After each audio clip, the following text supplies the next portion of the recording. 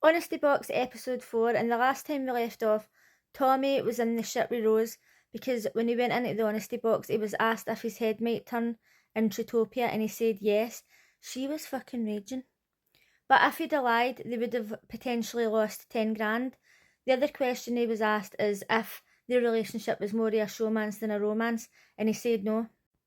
The new boys are getting to pick a girl each to take on a date, and they just say in the morning, like, would anybody be interested? And Rose was like, me? I've had enough of this douchebag.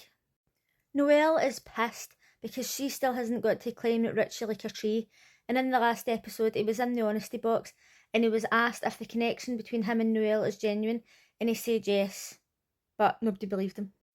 The boys were having a chat and they were playing Build a Girl, and they were like, if you had to choose one thing for each girl to build the perfect girl, what would you choose? And he's like, her personality, her face, her body, blah blah blah. Not one of them was Noelle. So his answer wasn't looking genuine at this point. The new boy Jova asked Chanel out on a date and Panny asked Rose. And Panny and Rose were getting on really well, but when you seen Jova and Chanel, it was really awkward, and she was saying, oh, he's being really awkward, right? But I don't really like her personality as it is. And I feel as if the two of them are coming across quite awkward, but there's just something about her that I just don't like. Tommy was talking about Rose being on her date, and he's like, there's not going to be any flirting or anything. They'll probably just sit and talk about me.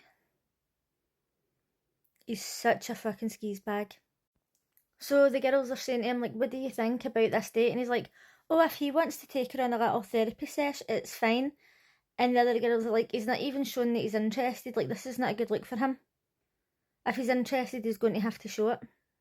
So in comes Lucinda, and she's like, right, we're going to be vulnerable with each other, and I'm going to give you like a list of words, and then you can choose a word and I'll ask you a question.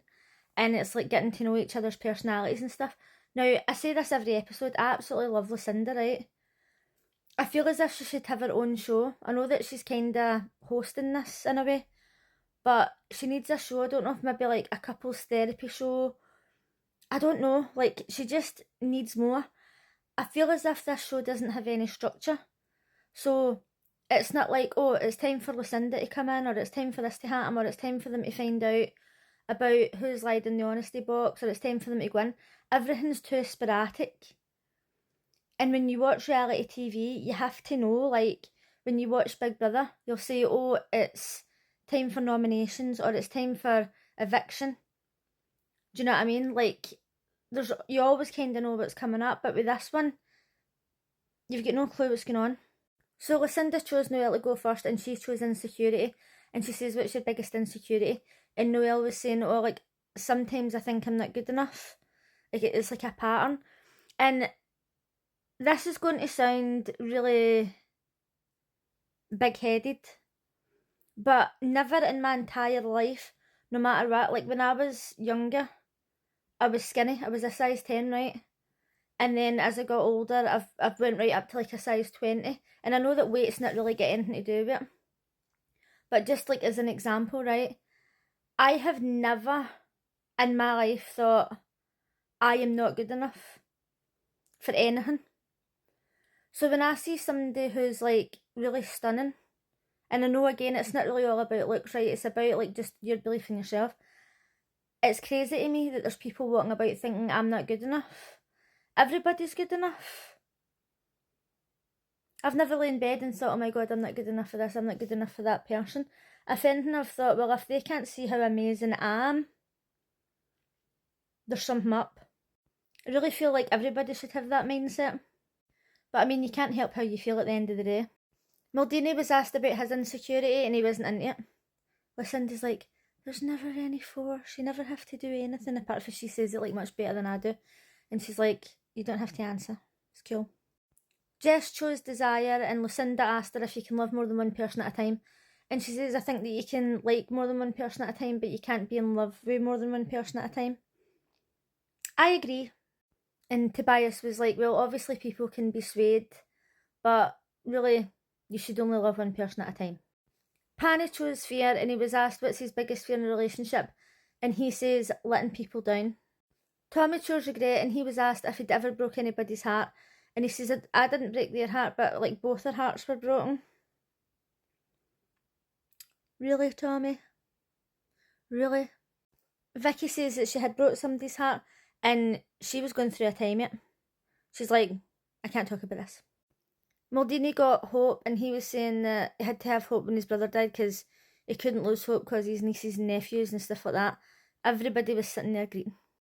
So Vicky was talking to her partner Tobias and she was like that, it's not that I can't talk about this whole heartbreak situation, I just can't talk about it in a group, but like 1-to-1 we can talk about it. And then Tobias is like, oh, I really like Vicky, like she's being honest with me and we can have chats and stuff, and they two are really getting on. So Panny's interested in Rose, he's making her tea and stuff, and then Tommy comes up and he's such a fucking arrogant, big-headed arsehole, do you know that? And he says, oh, how was your day? And she says, I'm going to be honest, it was really good, I like him. And he's like, oh, watch my actions now, watch my actions. He's the one who went into the honesty box and says that his head could turn. And he's expecting her to just be like, oh, I'll just sit and wait and his head turn, and then fuck off, Tommy. So the honesty box is like, boom, it's time for the honesty box results. And this time 10 grand was up for grabs. And Chanel was in the diary room, or whatever they call it. And she was like, at this rate, we're not going to make any money. It's actually embarrassing. Keep in mind that in episode 1, 2 lies were told and they were both her. Can't stand her. So they had to vote to see whose results they wanted to hear, because it turned out that 2 lies had been told. So they wanted to hear Tommy's results for, is your relationship a showmance or a romance? And he said that it wasn't a showmance. And then other people wanted to hear Richie, because he says that the connection between him and Noelle was genuine, but they don't really believe him because he's not making any moves. So they revealed the answer, and he was lying. Now, I must admit, right, he's sitting there and he's going, I'm surprised.